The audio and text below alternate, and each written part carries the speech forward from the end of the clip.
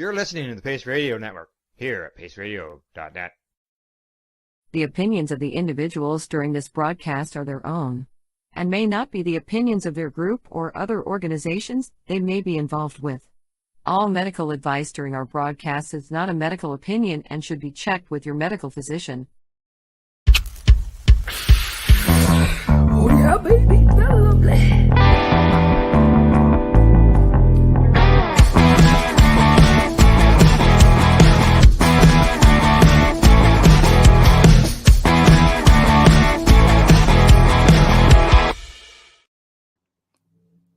It's May the 15th, and welcome to Psychedelics and Cannabis Educational News, your cannabis and psychedelics news source found here at paceradio.net and cbgtv.com. Good morning, Rev Kelly. How are we today? Good morning. Good Monday morning. Nice to see you. Happy Monday. Good to see you. How was your weekend? That nice, sunny... It was so nice. Yeah. Wasn't I it? made my family play lawn bowling with me. It was so nice. Oh, lawn bowling. That sounds like that. What's that other game where you throw a ball on the ground and then you got to chase it with bigger balls? I love them all.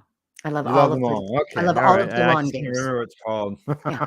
I play any one of them. Yeah, it's right. It's right. Yeah, it was a great weekend. I know I got out working in the garden a little bit, turning the soil, getting ready for the girls to go in. But Ooh, coming up. nobody's going in the ground yet. We had frost warnings last night, so Too cold. yeah, too That's cold. not good. I know. It's May. It's the middle of May. Now we need Yeah. heat waves for our plants. Yeah, exactly. Yeah, it'll be warm enough soon. Give it another week or so. We'll be good. We'll be good for putting them out there. So, let's see. Cannabis Temple. Ooh, coming up May 26th, 2 to 6 p.m., 12 First Street in Keene. We're going to be there again. You're coming with Mr. Squishy. Yeah. We're planning to be there and looking forward to it as well. Let's get some people in Marmora to come out. Let's get some of the people in that Havelock and the Norwood and Hastings area. We'll send our messages out to them now. We want them That's right. Yes. come to our cannabis temple. Share them. I'll be sharing them on the local groups. That's for sure. Let everybody know where you're at with the Cannabis Temple. Come on, you guys. So, all righty. Shall we get into our first story of the day? There we go. Headline says, marijuana legalization in Canada not linked to upticks in traffic crashes. Wow. Not linked. Not linked. Neither Sky the passage. didn't fall. The sky didn't fall this time. Neither the passage of adult use cannabis legalization nor the growth of retail cannabis sales is associated with any increase in motor vehicle accidents. That's according to data published in the Journal of Drug and Alcohol Review. Yeah, Canadian investigators assessed trends in traffic crashes in Toronto in years prior to and immediately following the adoption of adult use legalization. They reported neither the CCA, which is the Canadian Cannabis Act, nor the NFC, number of cannabis stores per capita, is associated with concomitant changes in traffic safety outcomes. During the first year of the cannabis recreational use laws implementation in Toronto, no significant changes in crashes, number of road victims, and all road users killed or severely injured were observed. Wow. Yeah.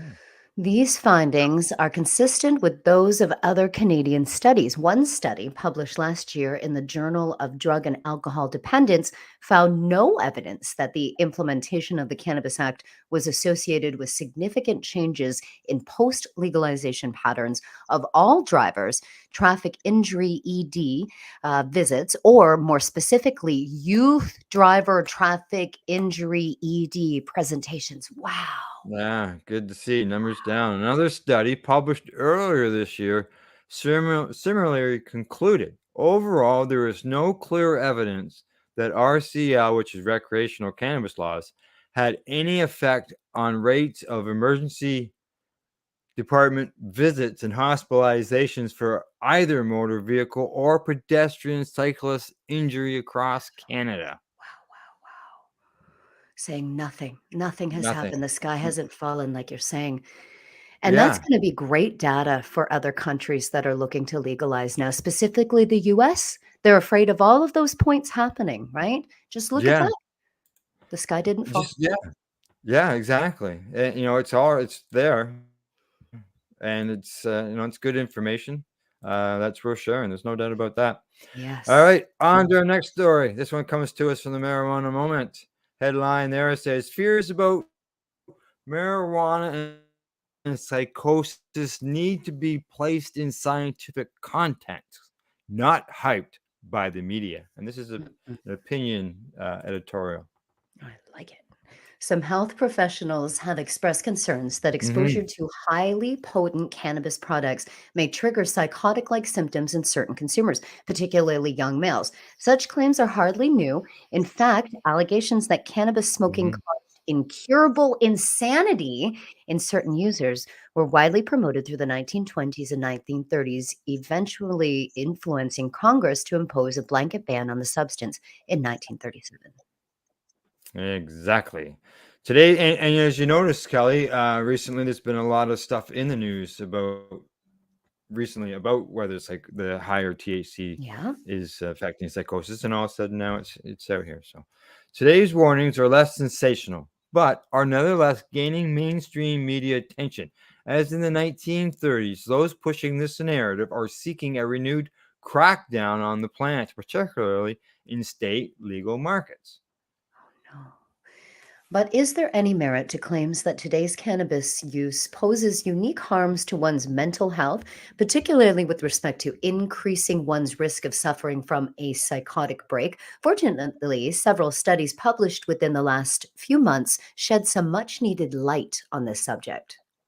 In reality, acute cannabis induced psychosis is rare, and those who experience it are typically either predisposed Yes. to psychosis or have a pre existing psychiatric disorder. For example, Canadian researchers recently assessed mental or behavior related hospitalizations among a cohort of more than 23,000 medical cannabis patients. During the course of the study, only 26 subjects were hospitalized for exhibiting disorders due to the use of cannabis. I love 26, that. Kelly, out of I love how they said 23,000. that they were either predisposed or have pre-existing conditions. That's Exactly. why. That's right. European data tells a similar story. In a study published in September in the journal Translational Psychiatry, an international team of scientists assessed incidences of cannabis associated psychotic symptoms in a cohort of 230,000 consumers. They determined that fewer than one half of 1% of them had ever had experienced symptoms requiring medical intervention, a rate that was similar to that associated with alcohol, and that most of those who did so had been previously diagnosed with either bipolar disorder or psychosis. Pre-diagnosed, exactly. Previously diagnosed, yeah. Right. So there's data from Canada, which legalized cannabis for adults in 2018.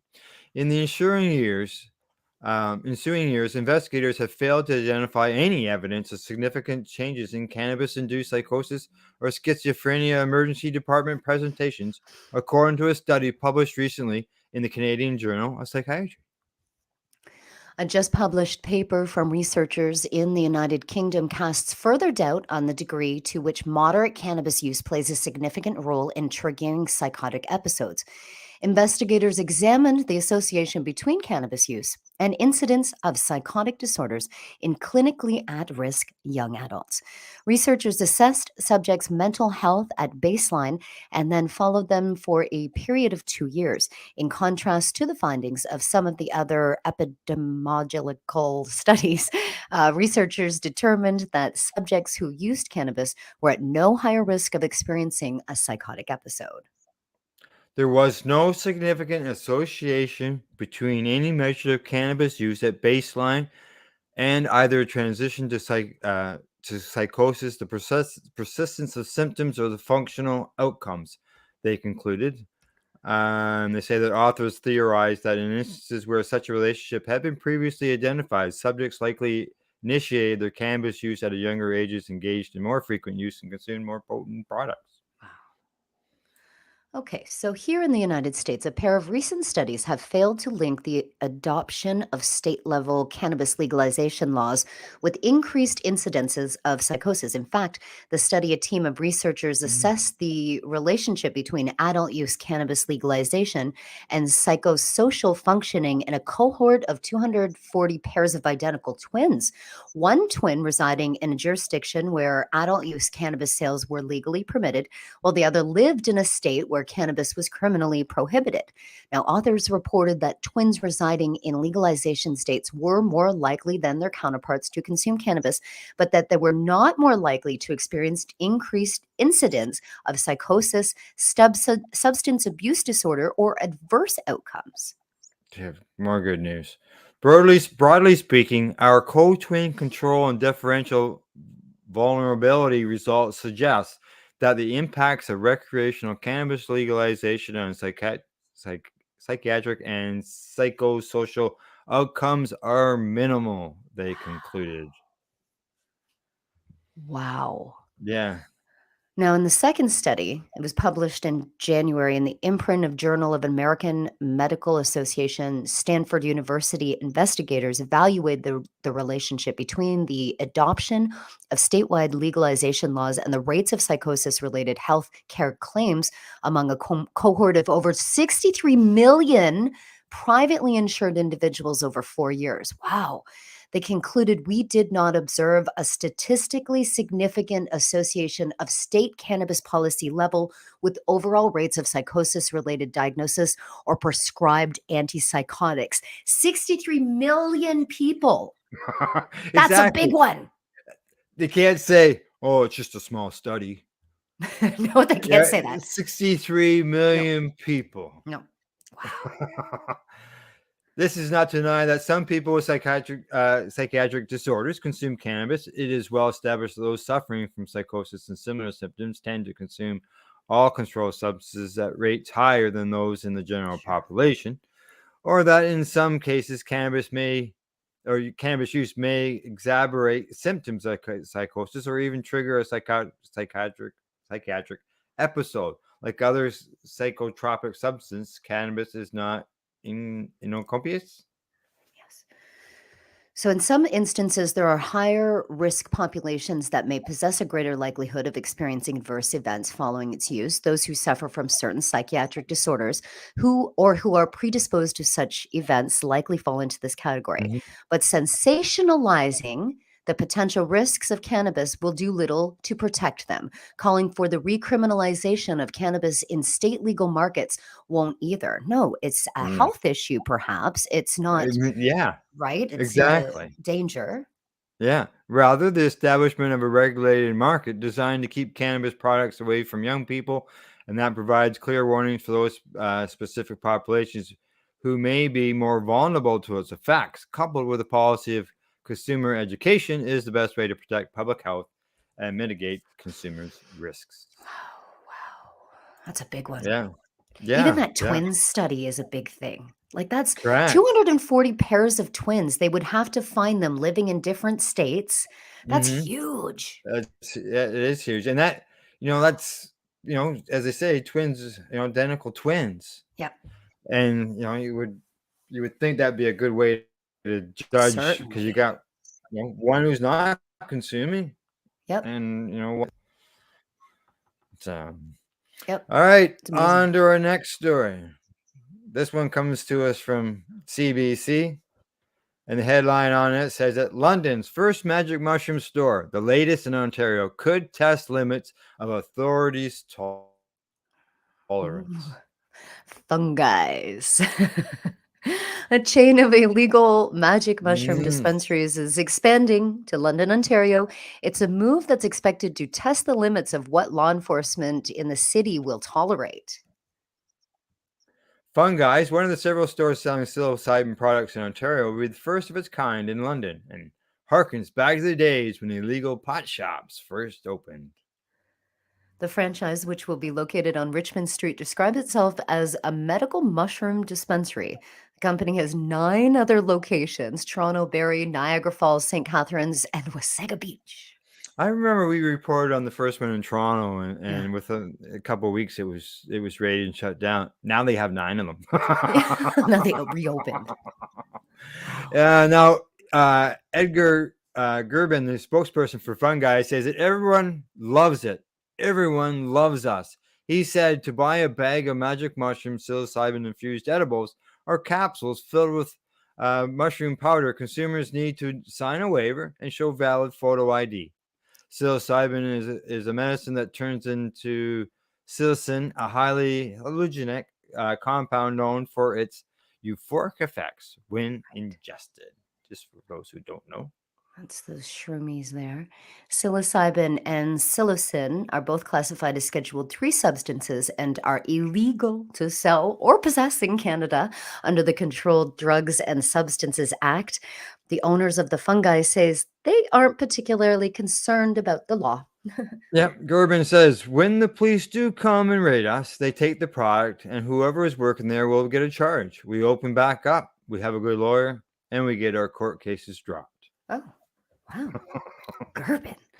Other dispensaries, including Toronto and Hamilton, were raided almost immediately after opening in late 2022. Charges were laid against the sellers. Yeah. London police stopped short of saying they would raid the Fungi's dispensary when it opens. Spokesperson Sanesha Boff said in a statement the law enforcement resources are prioritized within the context, community safety, and harm. Saying in London, individuals who illegally possess or traffic in substances that are scheduled in the Controlled Drugs and Substances Act are dealt with by the London Police Service. Yeah, and according to the City of London, there is no recourse that can be taken against the illegal dispensary within the confines of bylaw enforcement. Business licenses must comply with municipal, provincial, and federal laws, says Orest Konak, the director of municipal compliance.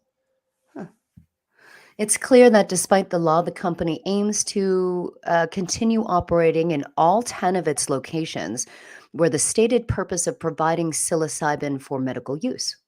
Yeah. What we're doing here is we're giving people access to psilocybin in a clean, safe manner.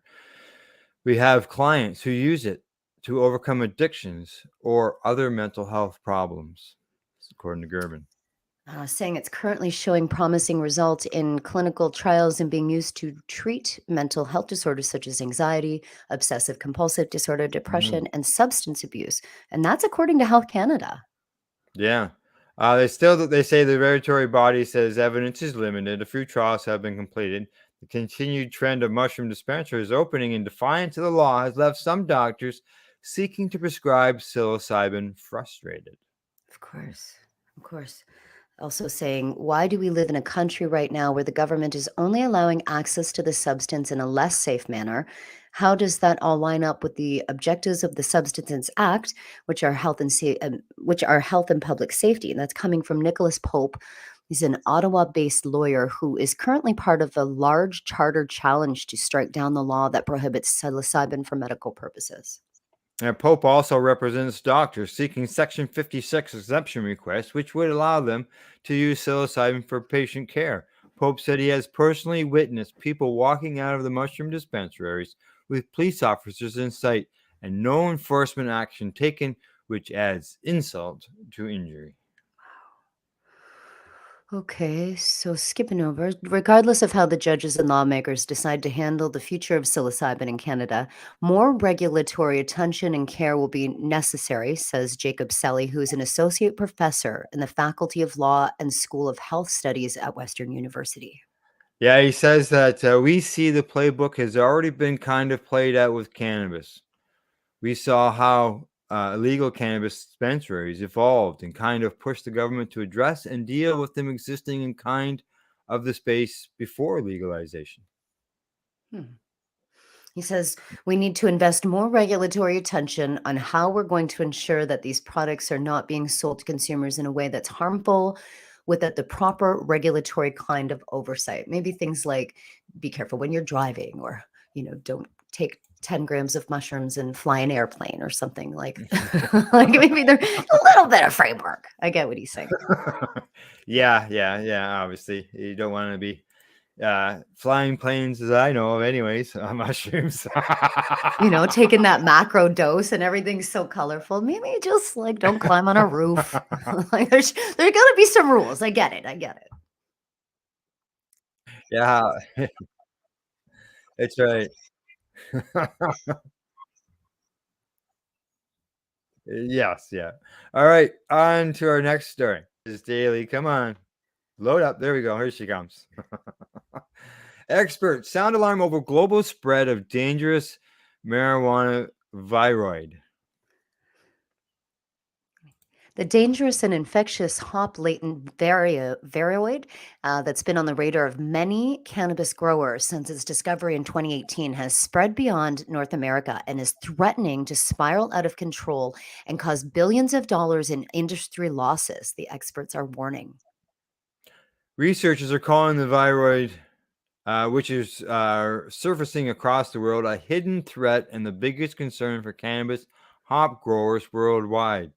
It's an all-out crisis, says Av Singh, a Canadian cannabis cultivation advisor, also working as the chief science officer at Green Gorilla, a Malibu-based or California-based manufacturer and online retailer of hemp-derived CBD products. He says, I think we're not recognizing how big of a crisis it is. Zamer Punja, a professor of plant biology at Simon Fraser University in British Columbia, Canada, said hop latent viroid is the number one plant pathogen that the cannabis industry needs to be concerned about. You can't adjust anything such as environmental controls to fight it. It's either there or it's not. And once it's there, it's not recognized, then you just automatically spread it. What? Growers can take preventative steps to curb the spread of the viroid, which can be transmitted from plant to plant through a variety of ways, according to the experts. But it's hard to stop and it might never be eliminated. This sounds terrifying. It does, doesn't That's it? coming from the experts. What's going on? Yeah. Osama Badada, co-founder and chief scientific officer at GrowMix, a plant research company in Carbondale, Illinois, said the viroid remains a mystery. The problem is the cannabis industry for the past 20 years at least was based on clones only. So everybody's shipping clones from here to there. Nobody was testing or was aware of the methodology to test for the virus. What we did was basically spread it all over the plant. Anybody receiving any plants from the US, especially from California, has the viroid in their grow. Ooh. Oh. Experts warn the viroid is stealthy. It's also very small, asymptomatic, and waiting for an opportunity to infect the plant. The most likely form of transmission is from the everyday trim tools used for vegetative propagation and getting or grafting or human hands. So when it attacks the plant, pathogen moves quickly from the roots to the leaves to the flower in 2 or 3 weeks. And it's most problematic in hydroponics rather than outdoor grows because the viroid can move through water and easily infect roots that tend to be matted together. A hop latent viroid doesn't outright kill the plant, but a grower can see an infected plant struggling to grow normally because the plant is shorter and trichomes are underdeveloped or stunted. And the result is lower THC and CBD levels that can drop as much as 40%. It's almost like the plant just doesn't have the energy to put those trichomes. Wow, they really studied this, eh? Yeah. It's most noticeable when the plant flowers. Puja says he and other researchers suggest it's the part of the growing cycle where the viroid might become more virulent, perhaps because of the stress the hydroponic plant is undergoing during the 12 hours on, 12 hours off lighting change that occurs during the flowering stage. So they're saying as a precaution, growers should have their plants tested right down to the roots. And they're not even making assurances then. No. Oh. Yeah, one test is not enough. What we're finding is that the first test will be negative. 3 weeks later, again, negative. Then 3 weeks later, positive. Oh my gosh. Oh, Sounds like COVID for plants. yeah, that's what I This was is thinking too.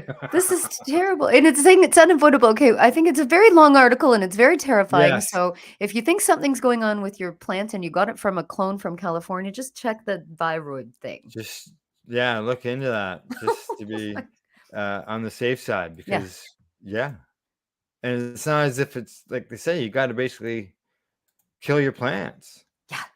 Yeah, we did another article on it on Thursday, I believe. Cindy and I. It was on. They called it a little bit different name, but yeah, the roots. You could see the difference in the roots. They had pictures of healthy roots and infected roots. So Wow, it's so weird. yeah, off to high times we go, because there the article says ditch the old terminology and Indica and Sativa Response. That's right. Saying, I have been a student of cannabis since the first time I smoked a joint in 1979 while battling cancer and undergoing both chemotherapy and radiation therapy. The gracious herb was in many ways my savior, and it caused me to become dedicated to learning as much as I could about it. One of my favorite teachers is Robert Clark, who wrote the books The Botany and Ecology of Cannabis in 1977, Marijuana Botany in 1981, Hashish in 1998, and Cannabis Evolution and Ethnobotany released in 2013. We've been close friends since 1994, and in the 1990s, Robert was teaching us that indica and sativa were basically incorrect terminology and that Afghan cannabis should be considered within its own classification. Mm. In 2004, and after 5 long years, I got out of federal prison for growing cannabis after the passing of the 1996 cannabis medical marijuana law. I picked up Rob for the first time in a long time to go smoke a joint, and he asked me if I remembered what he taught me about indica, sativa, and Afghan. I told him that I did remember, and he smiled and said, forget it, because that's not what the researchers believe anymore. Our understanding of the plant is changing daily as science reveals more of its life secrets. It causes us to look at the way we understand things differently. Initially, we use indica and sativa different ways depending on if you're a grower or a consumer. Oh, I wouldn't think that was the reason. Yeah, it's true. To a cultivar, indica meant a short, broad leaflet plant that grew tight and stocky, yielded well, and finished flowering quickly. Sativa meant the plant was tropical, equational, equator, with narrow leaflets and took next to forever to finish flowering. Yeah, exactly. That's what I was taught. To a consumer, indica meant something that was heavily high, that was deep, relaxing, and often not so energetic. On the other hand, sativa was translated to mean that it would be more energetic, almost like drinking coffee, in the way that it wakes you up and motivates you, and more psychedelic, with a buzz that leaves you daydreaming about the universe. To science, it means something else entirely. When the cannabis taxonomy was first being written in 1753, Carl Linnaeus was essentially aware of only one type of cannabis, the European hemp variety of cannabis, that he added the suffix sativa, which at the time simply meant to grow or to sow. This type of cannabis was used industrially for ropes, cloth, paper, paints, and varnishes, but surprisingly not for the drug content. Robert Clark often jokes that scientifically speaking, nobody smokes sativa because all the drug varieties are indica. Now, in Mm. 1785, Jean-Baptiste Lamarck published a description of a second species of cannabis from India, which was used for its drug context, and he named it cannabis indica. Cannabis said it was coming from India, and many other items that originated from India used the term indica. But what becomes more confusing to our is that there are all types of cannabis grown in India, and leaf morphology does not tell the whole story. Now, in northern India, along the Hindu Kush Mountains, you will find broadleaf drug cannabis. As you travel south to Goa, you will find very narrow leaflet drug plants that are all 100% indica. You can also find non-drug industrial hemp cannabis varieties growing all over the world that have both narrow leaflets and broad leaflets. The flowers look amazing and make copious quantities of trichomes, but they will not get you high. In 2013, Robert Clark launched a new taxonomy in the world of cannabis. The problem that is, it's a bit complex. Robert breaks down the varieties as followed and starts with broadleaf drug, BLD. Well, I don't know why he puts drug word in I there. don't know. It bothers me to Yeah, even say it. yeah, I know, exactly. He's Yeah. got different codes there. The NLD, BLH, and NLH. Robert also has another category for ancestors, as there are varieties of cannabis growing around the world that have escaped human cultivation and become more feral once again. For those, he uses PA for punitive ancestor. Wow. Robert's 21st century cannabis taxonomy has been around for 10 years now. And while it makes a lot of sense, it's not catching on. I think this is mostly because it's too complex for people to grasp easily. But that is to be expected, considering Robert is a scientist. And if you read any of his books, you'll see they're very detailed and well referenced. I've never heard of those terms No. before. The modern cannabis market is made up of hybrids, which are incredibly hard to classify as northern or tropical, indica or sativa, because they have attributes of both. Yeah. The effects we feel when we smoke or vaporize are controlled by the cannabinoids and terpenes, which modulate the effects of the cannabinoids. The analogy I would use is that getting high is like getting on an airplane. The cannabinoids bring you to the altitude, and the terpenes are the rudders that control the whole flight. That's an interesting analogy. Yeah, the terpenes are so important that the entire experience from the bud can be ruined if the bud is over dried, because when it's over dried, terpenes evaporate and the bud does not taste or smell anywhere near as good as it did when it was fresh. Yep. It Yeah. goes on to talk about the Emerald Cup and some different Yeah. terpenes. Terpenes. Yeah, exactly. It's a lengthy. Yeah. Another It's a lengthy one, story. but it's an interesting take on it. Yeah. Interesting to take on the language. Yes, exactly. All right. Well, Rev Kelly, it's that time. Okay. Time to hear from our sponsors and for us to take a break. You're watching Psychedelics and Cannabis Educational News here at paceradio.net and cbgtv.com. We are people advocating cannabis education here at paceradio.net. Enjoy the buzz of legalization with Campbellford Lifestyle Shop. From lights to plant nutrients, books, consumption accessories, and more, we've got all your basics to grow or consume cannabis. Visit our info center or take a look at our piercing services and body jewelry, now available in-store through Campbellford Lifestyle Shop, 17 Bridge Street West, Campbellford. Pace Radio is the people advocating cannabis education radio network. Are you a cannabis content creator? Are you looking for a place to have your content seen? If you answer yes to both questions, then you need to check out cbgtv.com. CBGTV broadcasting to a worldwide audience. Find us at cbgtv.com. Are you watching television on Roku, Fire, maybe an Apple TV or even Chromecast? If you are, then download the Boxcast app and search for CBGTV.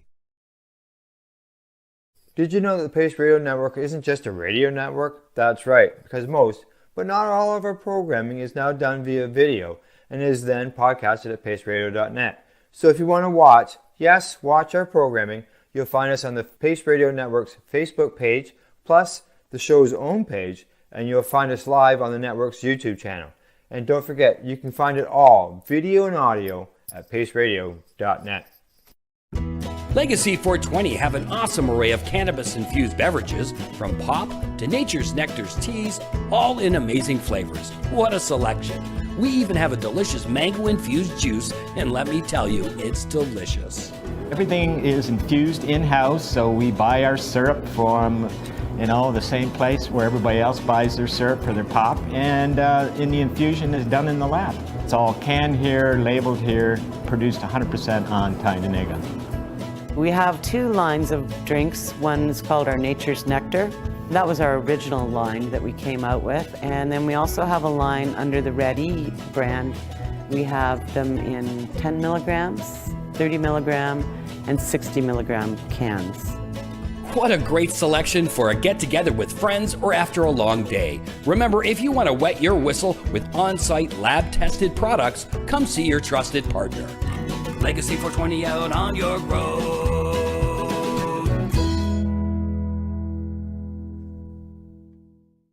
You're listening to the Pace Radio Network here at paceradio.net. Welcome back to Psychedelics and Cannabis Education News as we get to the second half of our program going. And here I was sitting there for 3 minutes and I didn't bother getting the next story ready, but that's fine. We got it going. We got it going. It's happening. It's coming to us from High Times. Nat Diaz denied pot exemption for drug test ahead of the Jake Paul fight. Oh. He will face off in the boxing ring on August 5th at the American Airlines Center in Dallas, Texas. The 8-round pay-per-view event on Showtime is Diaz's professional boxing debut following his decorated career in martial arts as a UFC fighter. Diaz was denied a request for an exemption from the Texas Department of Licensing and Regulation. The TDLR has a zero-tolerance policy for cannabis use, but Diaz's manager, Zach Rosenfeld, requested an exemption. Now, questions arose whether the Voluntary Anti-Doping Association, an organization that provides anti-doping practices and programs in boxing and mixed martial arts, may supersede the TLDR MMA fighting first reported. A TDLR spokesperson told Stephen Morocco of MMA Fighting that Diaz will be subject to the same rules as everyone else in combative sports. For the time being, it looks like Diaz will be screened for THC. Now, according to his manager, Zach Rosenfeld, he says that we will be working with the VADA on testing prior to the fight and will be in compliance with all VADA rules, as well as the rules and regulations set forth by the TDLR. Many professional athletes know what they can and cannot get away with regarding drug testing for pot and the timing involved. We're going to be testing, Diaz told reporters at a press conference, for referring to the test sample. There's a lot of weed in my system. There is. There you go. Yeah. Diaz taunted Paul on Twitter, to which the former YouTuber fired back, "You speaking to me, Nathan?" Paul said, responding to Diaz's tweet, "We haven't forgotten that you tested positive for steroids. You and your boyfriend, Connor, are juice heads. Let's do 15 rounds to see how good these cannabis-corroded lungs are." Wow. Is VADA going to be coming to Stockton to slap you up? Ooh, they're spicy. He needs a little bit more cannabis to calm down. I think so. Yeah. If it were a UFC fight, the request might have resulted in a different outcome. The U.S. Anti-Doping Agency adopted guidelines to no longer punish UFC fighters when THC is detected in a drug test in 2021. In addition to mandatory drug tests from TDLR, Diaz and Paul will likely provide samples to the VADA both before and after the boxing match in Dallas. Everything is on the line, at least for Paul's boxing career. A surprise knockout by Tommy the Truth Fury on February 26th in Saudi Arabia cost a lot of bettors money. That makes Paul 6-1 in the boxing ring, beating Anas Gibb, Nate Robinson, Ben Askren, and Tyrone Woodley twice. They must be. Paul has been subject to drug tests multiple times since his transformation from a YouTube star, to boxing. Paul did not like a question during an interview ahead of the Diaz fight by a reporter who suggested he is not destined for the Hall of Fame. Oh my goodness. Yeah, I can just see this is going to get in a boxing match. Just Yeah, more words. That's what it is. Basically, give him his weed back because he's angry. That's just basically what I'm getting from that article. Yeah. And it's going to be interesting. Like how is the guy is going to have to meet all these different things. It's going to be interesting for him to see how he's doing. Is he going to stop consuming cannabis about now? That's too bad. In order for it to leave his system in time for the test. I don't know how that then works. obviously he's a committed to it. So, is it something that could just be a positive result no matter what? Yeah, well, I You mean, know? But it's good shouldn't to take see there's away more from than it. one organization that would be doing a test in case there's any issues. Yeah. All right, on to our next story. This one comes to us from the marijuana moment. Montana lawmakers send mixed bag of marijuana bills to governor's desk. A mixed bag. That's right. In the waning Yeah. days 2023 lawmakers passed a handful of bills that, if signed into law by Governor Greg Giaforte, will have large impacts on the adult use recreational cannabis industry in the state.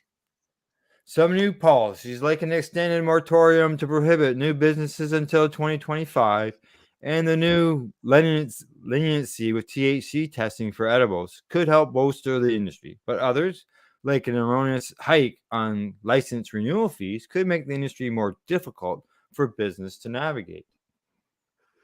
Over the course of the session, the legislator also put the kibosh on a handful of bills that would have had enormous consequences for the industry. Most notably, Kalispell Republican Senator Keith Register Senate Bill 546, which could have fully eliminated adult use cannabis dispensaries in Montana. Ooh. Wow, wow. Well, here's a rundown of the marijuana bills that made the cut and those fell by the wayside. They say between 2021 and 2023, legislative sessions, Economic Affairs Interim Committee crafted a list of proposed updates for House Bill 701, the Cannabis Industry Framework Bill passed by the legislation in 2021. So, notably, it extends the existing 18-month moratorium on new cannabis business licenses by 2 years. Only after June 30th, 2025, will new businesses, including out-of-state entities, be able to open up shop in Montana. Per HB 701, only Montana's existing medical cannabis providers currently have a green light to sell recreational cannabis. Gee, that's we need that opposite here. Yeah. House Bill 128 also clarifies complications in HB 701 regarding automatic combined use retail and cultivation licenses for tribes in Montana. Per HB 128, tribes now have the go-ahead to open facilities that can expand over time. The bill currently awaits approval by the governor. Okay. Okay. Well, the HB 128 specifies when the moratorium on new license ends. House Bill 903, sponsored by Republican Mike Hopkins, clarifies when it began. Yeah, well, Initiative 190, the 2020 ballot of measure that Montanans passed to legalize adult use cannabis, said the state would initially allow only existing medical cannabis providers to obtain a license to sell in the adult use market. It did not include an explicit deadline for businesses to acquire a medical marijuana license and thus become eligible for an adult license as well. HB 701 established November 4th, 2020, the date of the election, as the cutoff, but the bill went into effect after 45 businesses applied for licenses following the election. Wow. Yeah, I see all these different numbers. Boy, they did introduce a few of them, didn't they?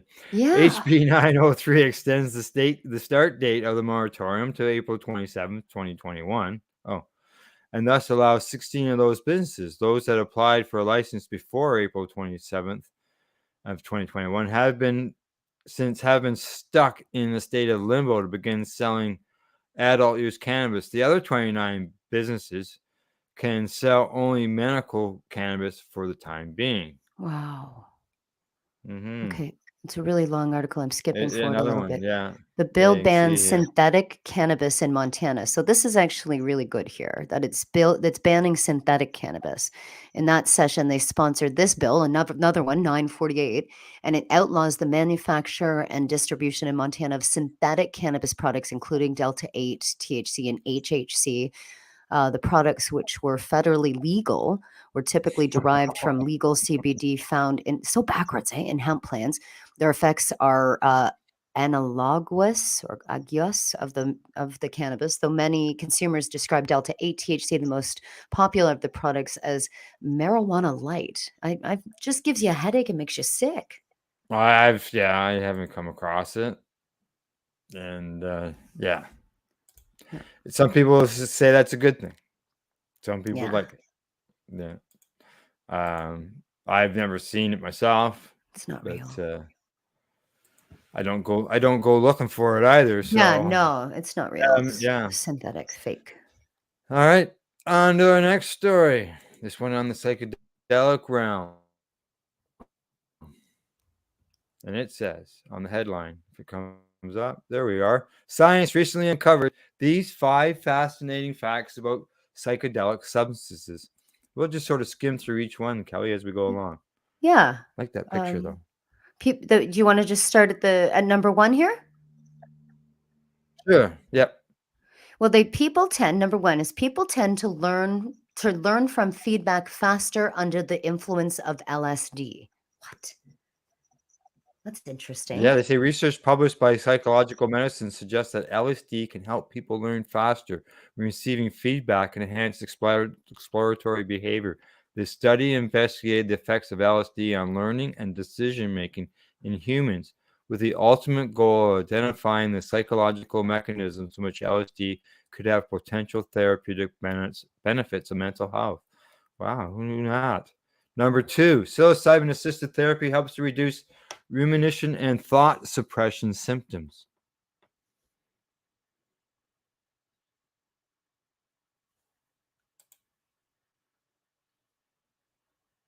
Are we frozen?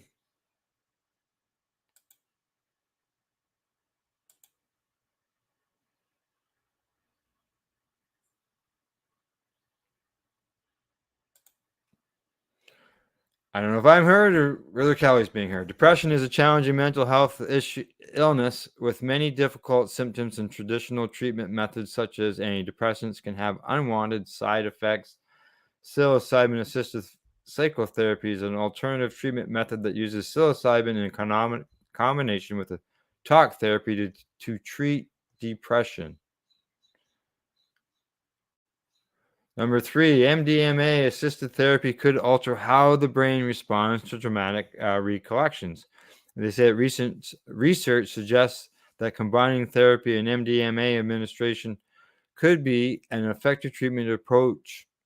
MDMA is a synthetic drug that alters mood and perception, producing feelings of increased energy, pleasure, emotional warmth, and distorted sensory and time perception. MDMA is thought to lower the fear response associated with traumatic memories, which could help patients with PTSD process their traumatic experiences. And just so you know, I got messages from Rev Kelly, and her computer has crashed. So I would just keep right on going here. Psychedelic drugs could help U.S. Special Operation Forces veterans fight alcohol abuse. A recent study published in Military Psychological Student suggests that a combination of ibogaine and DMT treatments might help reduce alcohol misuse and symptoms of PTSD in U.S. Special Forces Operation Forces veterans. The study found that the participants who underwent the treatment had a significant reduction in alcohol misuse, which lasted for 6 months. There was also a strong reduction in symptoms of PTSD. Ibogaine is a hallucinogen compound derived from the roots of the West African shrub, while DMT is a psychoactive substance found in a number of plant species and the Colorado River toads. And don't hurt the toads. Number 5, LSD produces an afterglow effect for memory performance, but a hangover for cognitive flexibility. A study published in European Psychopharmacology found that LSD appears to have both positive and negative effects on cognitive functioning that can be observed on the day after consumption. The study utilized a crossover design with 24 healthy volunteers randomly assigned to receive either 50 UGs of LSD or an inactive placebo during one testing session. 2 weeks later, the volunteers completed a second testing session in which they were assigned to the other condition. So there you go. That's all 5. And Rev, just so you know, Rev Kelly is not back yet. So I'm just going to keep motoring along here. She'll be along soon, I'm sure. And we're going to make our way to our next story. This one comes to us from the marijuana moment, and it's one that's got to get its act into gear. But talking about getting acts into gear, I just lost my story, but I'm getting it back.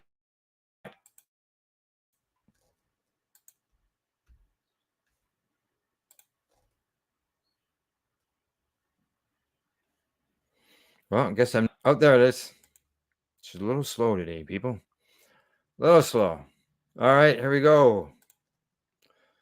By the marijuana moment, 50 state bankers associations, insurance groups, and top union urge passage of marijuana banking bill.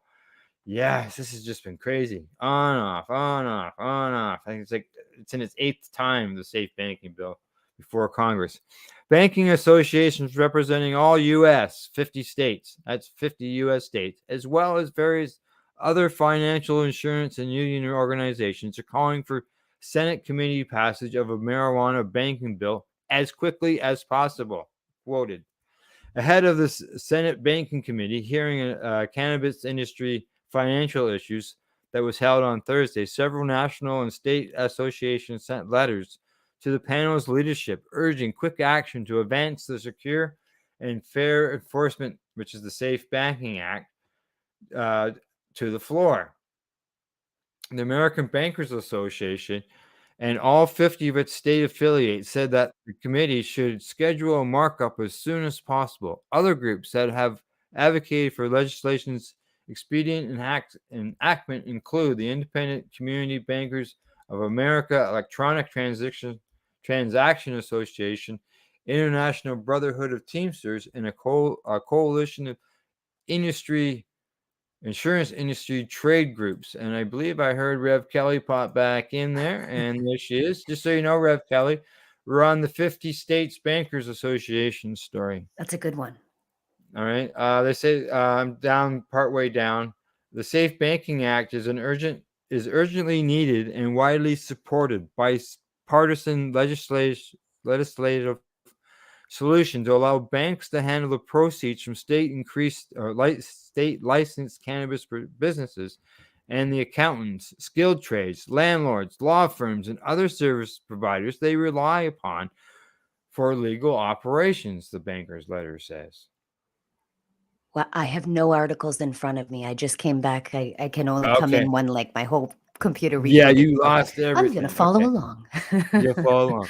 Federal law prevents banks from banking cannabis businesses as well as these auxiliary businesses without fear of federal sanctions. As a result, this industry is operating primarily in cash, which causes significant public safety concerns and undermines the ability of cannabis regulators, tax collectors, law enforcement, and national security organizations to monitor the industry effectively. All that cash, Kelly. Millions of dollars. Cash. Millions. Yeah. Members of the Banking Committee discussed many of these challenges during Thursday's hearing, which also involved testimony from the Safe Banking Act sponsors, Senators Jeff Merkley and Steve Daines, as well as reform advocates, cannabis financial service professionals, and union leaders and legalization opponents. Like, Kelly, they just got to get this done. Everybody wants it done. Yeah, it's another long story, as you can see here, Mm-hmm. and it is before Congress once again. They've got to get it done. Yeah, it doesn't make sense. I know. If they can do that, federally, hopefully they can turn around and make it so it works beyond the U.S. Because, like right now, our banking gets all mixed up because of the U.S. banking. Yeah. They shut down our accounts. Very rarely can we get a cannabis banking account here. It's not fair. Yeah, exactly. So, all right. Now the last story. And this is the one that Arizona governor signs budget deal that includes $5 million for psilocybin research grants. And this comes to us from the marijuana moment. Now, Rev Kelly, you don't have the stories. I can read it off the screen. I'm gonna read it off. You can enlarge your screen and see it. I'm going to read it off your screen. I had to do that on Thursday. Yeah. Okay, go ahead. The governor of Arizona has signed into law budget legislation that includes provisions to fund research into the medical potential of psilocybin mushrooms for a variety of conditions. The Governor Katie Hobbs gave final approval to the appropriations package on Thursday, just hours after it cleared the legislature. Lawmakers introduced a standalone psilocybin bill, which unanimously passed one House committee in February, but they reached an agreement to have its provisions attached to the budget deal instead, albeit at a lower funding level than originally proposed. The proposal is being enacted through two complementary bills that the governor signed, one that will provide $5 million in funding for psilocybin research, and another that details requirements for the clinical trials that those dollars will support. The GOP has often fought for medical freedom, opposing FDA over regulations and pushing for right to try laws. According to Rep. Kevin Payne, prime sponsor of the legislation, said in the press release, Arizonans, especially veterans, deserve alternatives to dangerous and addictive prescriptions. This bill will help. And I got to agree with them. They do need an alternative. Yes. Yeah. Okay, there you go. The standalone measure that advanced through a committee would have included $30 million in funding over the course of 3 years. Wow. Right? Oh, That's a keep lot. going. Under the enacted budget legislation, the State Department of Health Services will distribute $5 million for fiscal year 2023-2024 for whole mushroom psilocybin phase 1, phase 2, and phase 3 clinical trials that are capable of being approved by the Federal Food and Drug Administration for the treatment for any of the 13 listed conditions. These conditions include post-traumatic stress disorder, depression, anxiety, long COVID symptoms, and substance misuse disorder, for example. Researchers use psilocybin with approval from the Federal Drug Enforcement Agency, and whose trials involve veterans, first responders, healthcare, and workers, and people from underserved communities will be prioritized for grant money. Wow, good. Mm-hmm. That's the first time I've heard long COVID symptoms be mentioned with these kinds of studies and treatments that they're Same. using this for. Yeah, same here. Interesting. Here, I gotta move it down there. There you go. The bill wouldn't legalize psilocybin, the lawmakers in several other states are aiming to accomplish, but people who would receive that grant money would work on the clinical trials and be explicitly protected from prosecution under the bill. A psilocybin research advisory council will be established under DHS, tasked with establishing eligibility criteria for grant recipients, overseeing applications and making recommendations to the governor, the Speaker of the House of Representatives, the President of the Senate, and the Department of Psychedelic Assisted Therapy based on current federal and state research policy. And the council will need to include the DHS director, a physician with a federal license to study psychedelics, a military veteran, a law enforcement official, and a professor or researcher from the Arizona-based university. So there's physicians that are federally licensed to study psychedelics. That's very interesting. Yeah. Yes. Numerous lawmakers in states across the U.S. have been pursuing psychedelics reform this session, particularly measures that focus on research and therapeutic use. For example, Connecticut House of Representatives on Wednesday approved a bill to decriminalize possession of psilocybin mushrooms, sending it to the Senate. There's you know what's interesting there?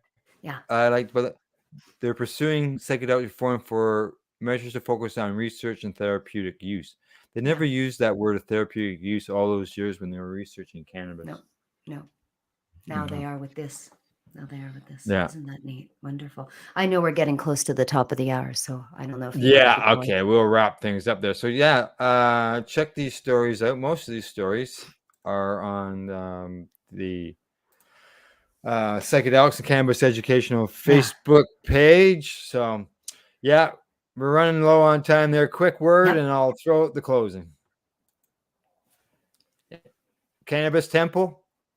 Oh, yes, May 26th. May 26th.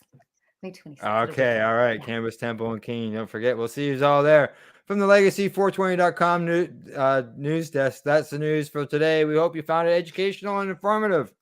Thanks to Legacy 420 and the Camelford Lifestyle Shop. Catch our next broadcast Thursday at 10 o'clock with Glenn and Cindy.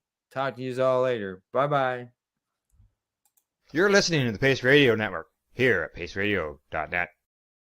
The opinions of the individuals during this broadcast are their own, and may not be the opinions of their group or other organizations they may be involved with. All medical advice during our broadcast is not a medical opinion and should be checked with your medical physician. When you have a pain that's reached its peak, Legacy for 20, it's so unique. If organic cannabis is what you seek, here's your trusted partners 7 days a week. Suppository salves, vapes and drops, topicals, edibles, infused pop. Just when life seems like it ain't easy, at Legacy 420, enjoy a pop freezy. Lab tested products, make them the GOAT. Legacy 420 out on your road. Legacy 420 in Tyndonega Mohawk territory. Indigenous organic cannabis at its finest. What do you find at paceradio.net? People advocating cannabis education. Enjoy the buzz of legalization with Campbellford Lifestyle Shop. From lights to plant nutrients, books, consumption accessories, and more, we've got all your basics to grow or consume cannabis. Visit our info center or take a look at our piercing services and body jewelry, now available in-store through Campbellford Lifestyle Shop, 17 Bridge Street West, Campbellford. Are you a cannabis content creator? Are you looking for a place to have your content seen? If you answer yes to both questions, then you need to check out cbgtv.com. CBGTV broadcasting to a worldwide audience. Find us at cbgtv.com. We are people advocating cannabis education here at paceradio.net.